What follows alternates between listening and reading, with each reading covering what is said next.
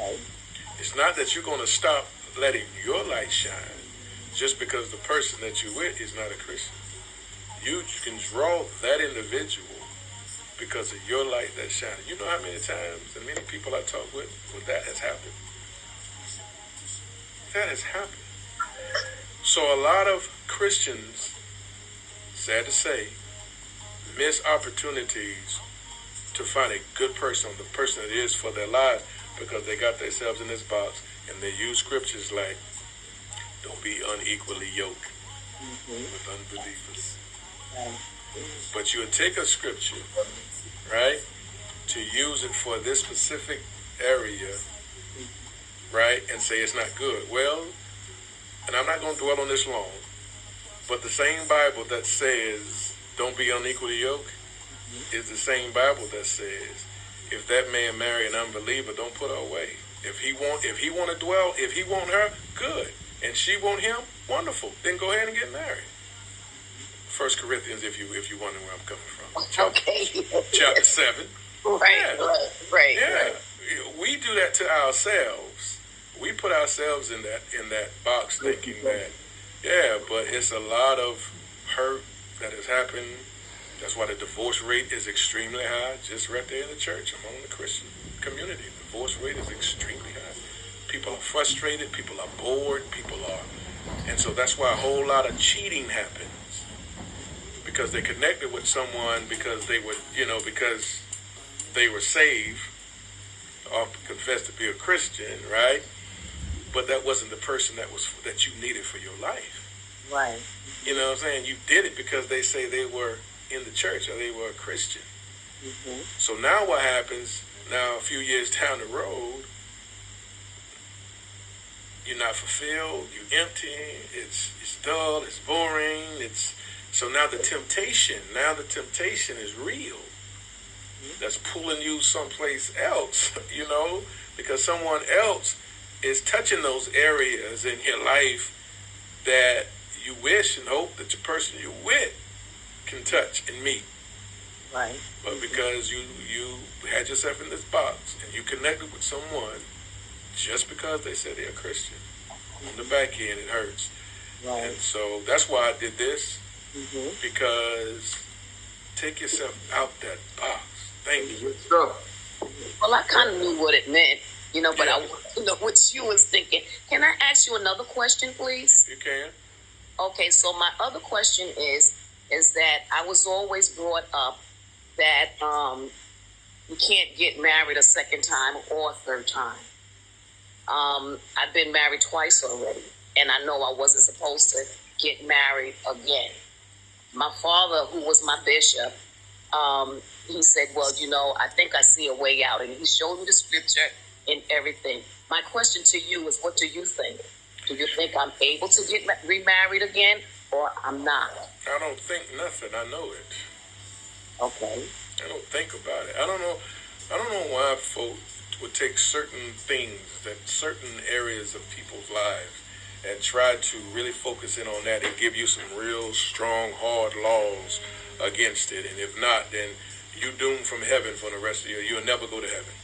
So you might as well pack up and no heaven for you. I'm going to give you the perfect example to just show you how Jesus is absolutely nothing like man. All right? And all you have to do is follow what he does. Pay attention to how he operates in his character. Because it only matters about what Jesus said and how he thinks. And, not man. I forget man. It's about Jesus. I'm going to give you a perfect example. Jesus went to this well. He stopped. He sent his disciples away. Because he knew what was coming, and he didn't want the interruption that could have happened. Get out of here for a moment. They left. He at the well. This woman comes to him. Jesus asked her, give me something to drink. She said, I'm a Samaritan woman. You're a Jew. How are you going to ask me to give you something to drink? So, fast forward a little bit. She brought up the Messiah. When the Messiah comes, he's going to teach us these things. Jesus said to her, I am he. Right? And if you would have given me something to drink, I would have gave you some water. And it would have been living waters coming up through you, coming up into everlasting life. He said, go get your husband. I ain't got no husband. You had 5. Now listen to what Jesus said to the woman. Jesus said, you had 5. And the man you with now, is not your husband. Wow. But here's what I want. Catch what he's told her, though. He said, if you would have gave me that water, I would have gave you living water. Did he care about her 5 husbands? Did he care about the man that she was with right now? See, he don't see like man seeth. Right. And he never will. So the only thing that matters is what Christ thinks, and not what man and not man. Right? That was just the most perfect to just destroy all of that doctrinized, traditional way of thinking that people make people feel like they are bound and doomed to HELL. Yeah. And that's not true. Jesus met a woman who had 5 husbands and currently with someone else who probably would have got married again to him. He didn't care about that. Right.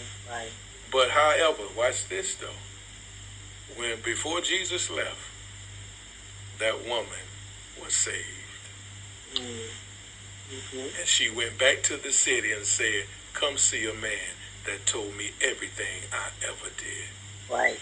And the whole city came back with her to Jesus. You understand what I'm saying? I understand clearly. Okay, so don't worry about man doctrine and how they believe and how they trying to. No, God don't work like that. Because he just. Go ahead. I'm sorry. No. Go ahead. I'm sorry. No, all I'm saying is that he's just a God of love. Period. And I'm going to give you another jump just to show you his heart, just because you asked me this question. And people who's listening right now, this may help you who's listening. There was a woman who was caught in the act of adultery. In the act. No denial. No denial. They came to Jesus and they was about to stone her because the law did say, if you do that, you can be stoned to death. So they was right in what they said. So they came to Jesus and they said, we caught this woman in the act of adultery. The law says such a one should be stoned to death. But what sayest thou? What did he do? First thing he did was ignore them. Because he stooped down and began to write on the ground. He ignored them, is what he did. Even though what they were saying was biblical, because it was in the law. You committed adultery, you get stoned. And they will stone that woman. They was right to do so. But when they brought her to Jesus and said, we about to stone her, we caught her in the act, but what do you say about it? First thing he did was ignore them. And when they wouldn't leave it alone, he stood up and just said this. He who is among you that's without sin, cast the first stone. And he knelt back down. And everybody that was holding the stone, you know the story.